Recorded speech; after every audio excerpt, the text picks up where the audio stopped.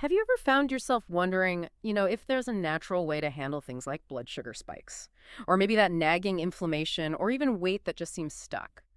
Well, today we're diving deep into something that's genuinely creating a serious buzz. It's called berberine.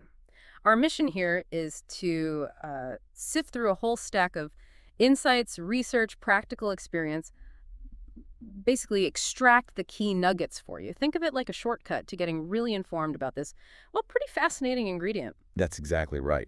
Berberine is really gaining traction in integrative medicine.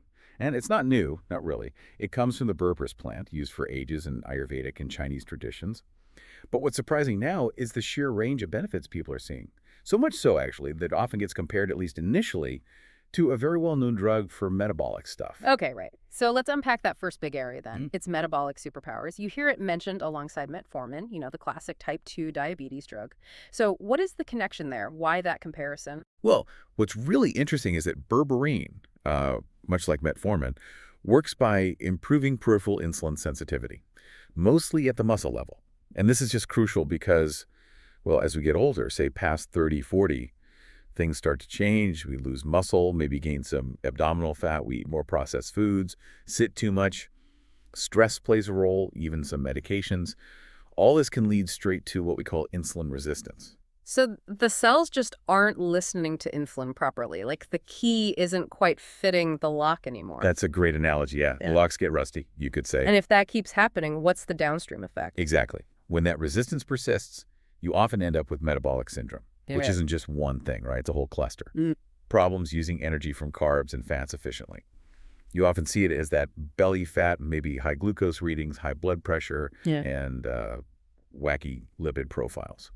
Cholesterol, triglycerides. Oh. Berberine can be a really valuable tool here. Sometimes even before you'd think about drugs for, say, glucose that's creeping up, maybe a 115 to 125, or if your A1C, your glycated hemoglobin is over 6, or insulin itself is high, like over 12, it helps tune up those cellular locks. Right, making insulin work better. And you mentioned lipids. That's where a lot of people's ears perk up. Cholesterol, triglycerides. How does berberine fit in, and what was that about CoQ10 you mentioned? Yeah, so berberine directly tackles elevated LDL, the bad cholesterol and triglycerides. It can genuinely help some folks who are borderline avoid going on to statins. But, and this is really important, if you are thinking about something like red yeast rice, which acts like a natural statin, you absolutely must include CoQ10 because statins, whether natural or pharma, can deplete CoQ10. Which we need for energy, right? Cellular energy. Critically important for energy, yes. So berberine, maybe around 500 milligrams, can work beautifully with that kind of approach. It helps lower the LDL, sure, but it also gets at the underlying metabolic mess, the lipotoxicity, that toxicity within the fat cells. Okay. So it's not just patching the numbers, it's getting deeper. Exactly. It's addressing the root cause. That sounds like a really solid approach. What about dosage for these metabolic things? And any side effects to watch for? Generally, for metabolic support, you're looking at maybe 1,000 to 2,000 milligrams a day. But I always suggest starting lower. Maybe 500 milligrams with your first meal and 500 with your last solid meal of the day. Why start low? Because it can increase intestinal motility. Basically, it can speed things up in the gut for some people, potentially causing diarrhea initially. It's usually temporary as your body adjusts. Got it. Ease into it. Definitely. And remember, berberine is a support. It works alongside the crucial stuff, diet changes, getting exercise. The goal is often to help avoid needing, multiple different drugs for all these connected issues. It's a fantastic helper, but not magic on its own. Makes sense. Okay, so metabolic powerhouse, check. But you said its uses go beyond that. What about inflammation? How does it help there? Absolutely. And it connects right back, actually, that chronic, low-grade systemic inflammation. It's deeply tied to the metabolic imbalances and that lipotoxicity we were just talking about. See, when you have that extra abdominal fat, it's not just sitting there. It's metabolically active, like a little factory churning out inflammatory signals. Signals? Like what? We'd call them the pro-inflammatory cytokines. Think of them like tiny alarm bells, things like IL-6, TNF-alpha. They spread throughout the body.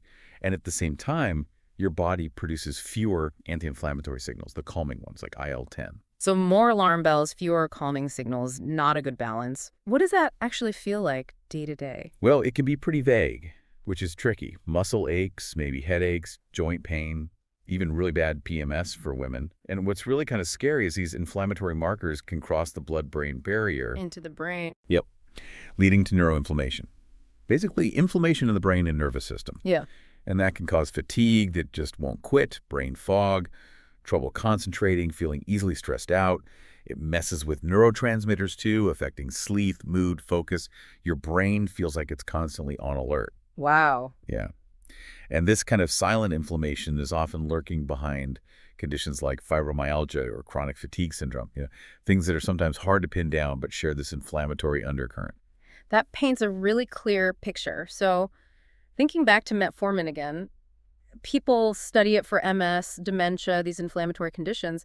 Does berberine show similar promise there? Well, by tackling insulin sensitivity and improving that whole inflammatory picture, berberine certainly holds promise. Right. It could potentially reduce the need for standard anti-inflammatory drugs for that sort of general non-specific inflammation, especially relevant for folks over, say, 35 or 40. It's about dampening that systemic fire source. Though for this specific purpose, targeting general inflammation, you'd probably want to keep the dose moderate, maybe not exceeding 1,000 milligrams daily, because higher doses might start messing with testosterone levels, which you generally want to keep healthy. Right, okay. That's a good point. Now, this next part sounds really cutting edge. Cellular recycling, longevity. How does berberine fit into keeping our cells kind of young? You mentioned AMPK. Yes, this is where it gets really exciting from a sort of fundamental biology perspective. Berberine, again, much like metformin, boosts a pathway called AMPK, and it also inhibits another one called mTOR. AMPK and mTOR. Okay, why are they important? They are like the master switches for something called autophagy. Think of AMPK as the cell's energy sensor. When fuel is low, it ramps up processes that burn fat and recycle old junky cell parts. And while doing that, it dials down mTOR, which is more about growth and building. So it flips the switch from build to clean up and recycle. Exactly, you got it. That cleanup process is autophagy. The body literally breaks down cellular waste, old proteins, damaged bits, and uses them for energy. Like an internal recycling plant in every cell. Precisely. And the benefits are huge. Super efficient recycling, yes, but also better immune function, recognizing viruses, parasites, even detecting potential tumor cells earlier. It all contributes to long-term health, longevity, feeling well. How do we best support that with berberine? Well, berberine strongly promotes that AMPK expression. And it works even better when you combine it with lifestyle factors that also nudge AMPK. Things like periods of lower carb intake, maybe some caloric deficit, high-intensity interval training. Okay. Now, for specific protocols really aiming to max out autophagy, maybe for a short period, dosages might go higher, temporarily, up to maybe 2,000, even 2,500 milligrams spread through the day. Higher doses again. Yes, say 500 to 1,000 milligrams per meal. And this is but you wouldn't want to do that long term. Too much mTOR inhibition for too long isn't ideal, and again, that potential testosterone suppression risk comes back into play at those higher doses. So powerful tool, use it wisely. Got it. Exactly. It's about targeted use for specific goals, not just taking high doses forever. Are there other things people take with it? Synergistic compounds? Oh, definitely. Things like alpha-lipoic acid or ALA and trans-resveratrol can work really well alongside berberine.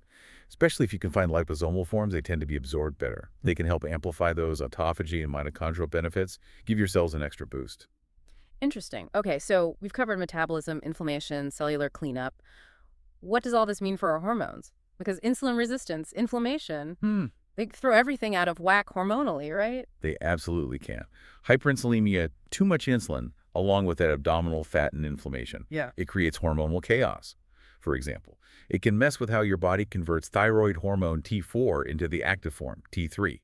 It's a major driver behind polycystic ovary syndrome, PCOS, in women because of the insulin link. It can even cause free testosterone levels to drop. So how does berberine help bring things back towards balance? By normalizing those insulin levels, improving insulin sensitivity always with diet and exercise, remember, can really help.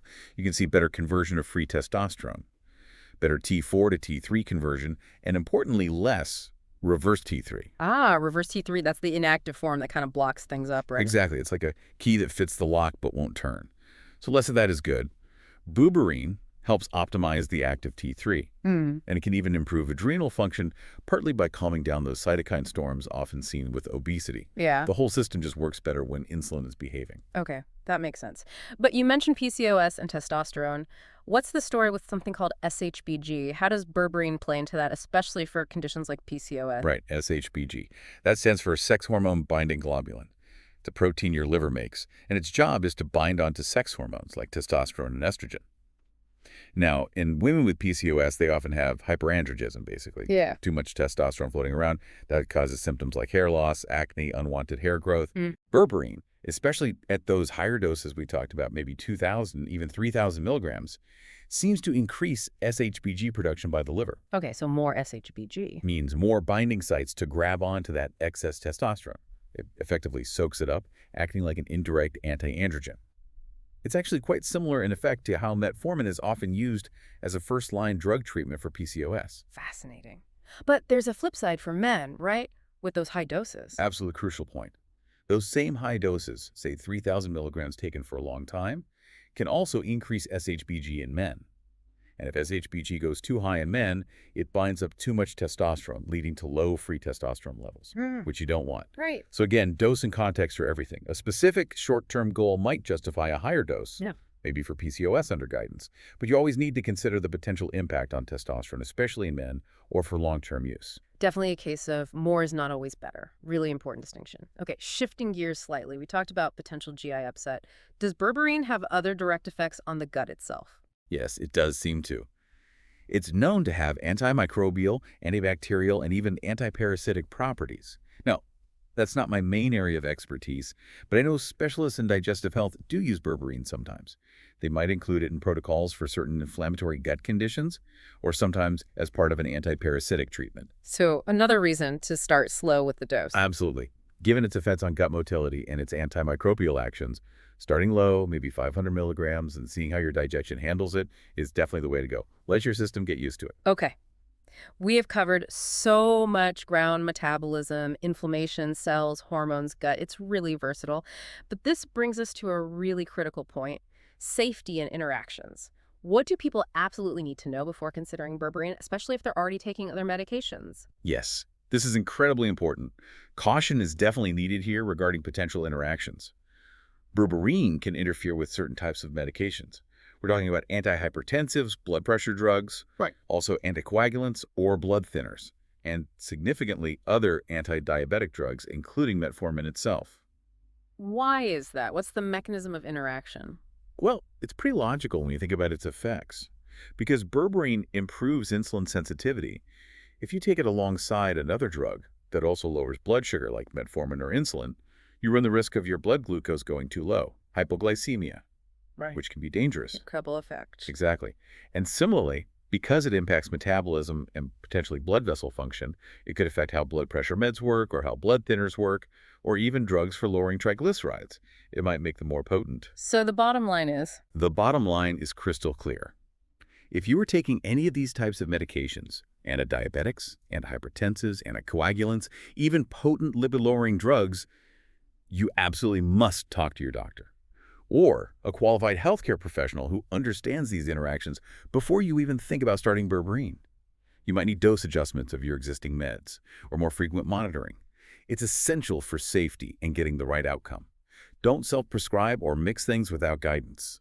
excellent advice. Okay, so wrapping this up, what's the big takeaway for everyone listening? We've journeyed from ancient medicine cabinets to cutting-edge cellular science with berberine. We've seen its potential reach across metabolism, inflammation, cell health, hormones, even the gut. It's really quite something. It really is. Berberine is, it's heavily studied now, increasingly used in integrative approaches, and honestly, we're probably still uncovering all its benefits. I fully expect we'll be hearing even more about it in the years to come as the research continues.